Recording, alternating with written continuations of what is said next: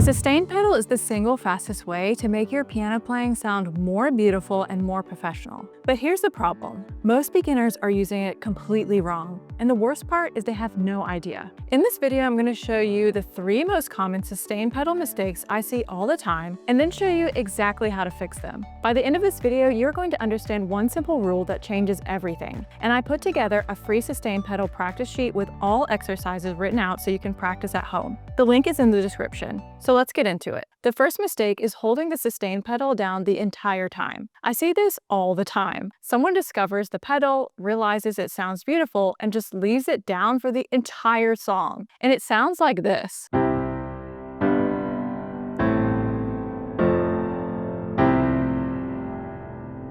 Everything is blending together into a complete mess. The notes are stepping on each other and nothing is clear. That is what happens when you treat the sustain pedal like an on and off switch. The second mistake is the opposite. Not using the pedal at all because it feels like one too many things to think about. And it sounds like this. It's technically correct, but flat and lifeless. The pedal is what gives the piano its warmth and beauty. Without it, everything sounds like you are playing a toy keyboard. Mistake number 3, changing the pedal at the wrong time. The third mistake is the most common one, and you're probably doing it right now. It is changing the pedal at the same time as the chord change. So you lift the pedal and play a new chord at exactly the same moment. And it sounds like this.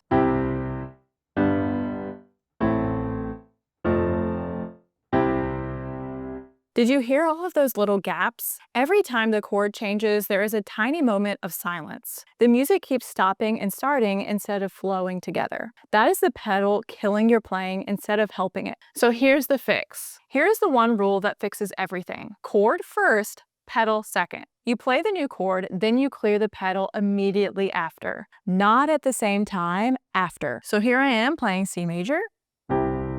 When I go to G major, I'm going to play that chord, and then I'm going to lift the pedal right after, like this. Now watch me go to the next chord. Pedal right after I play the chord. And again. So I tell my students, chord first, pedal second. Watch it one more time.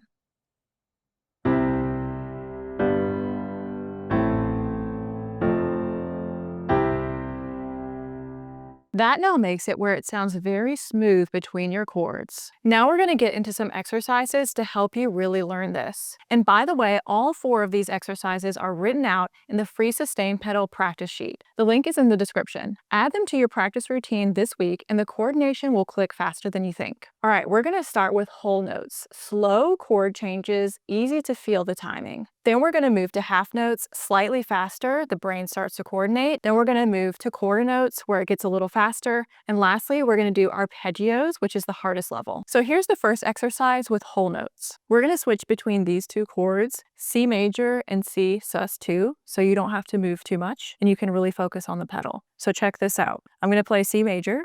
And I'm going to keep switching between my chords, but I'm going to do the pedal correctly. Chord first, pedal second.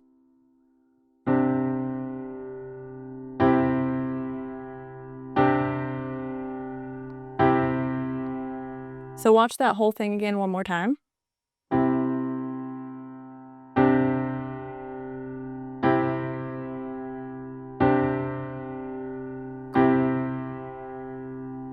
Once you have that down, we're going to move to half notes, which is a little bit faster. So here's the second exercise. Same chords, half notes.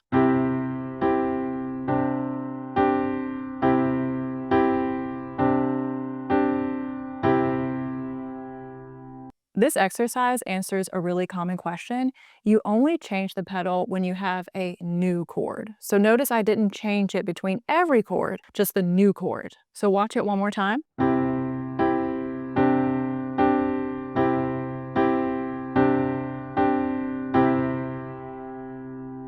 All right, now we're going to move to an exercise with quarter notes. So check this one out.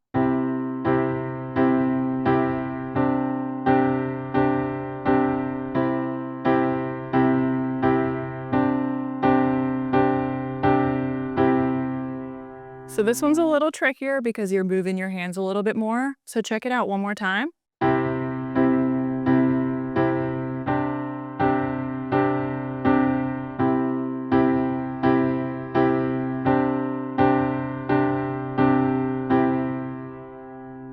And finally, our last exercise is the hardest one because it's with arpeggios and our right hand is doing a lot more. So let's check it out. We're still playing the same chord. So check this out. I'm playing C major. I'm just breaking it up. That's what an arpeggio is. And then when I switch to the next chord, I have to change my pedal really fast and do it at the right time.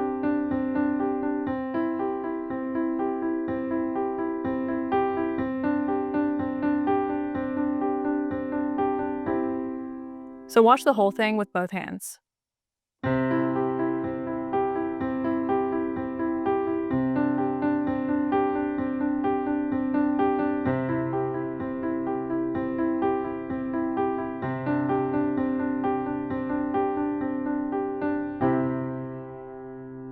Now I'm going to talk about your actual foot position because we want to make sure that's correct as well. So check it out. We're going to have our heel on the floor and we're going to have our toe on the edge of the pedal.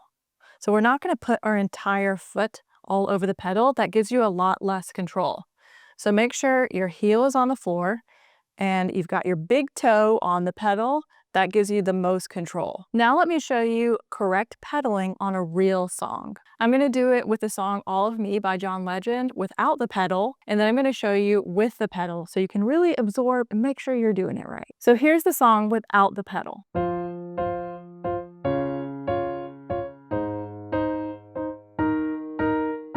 And now let's listen to it with the pedal using all the correct techniques that we talked about today. And notice also how much better it sounds.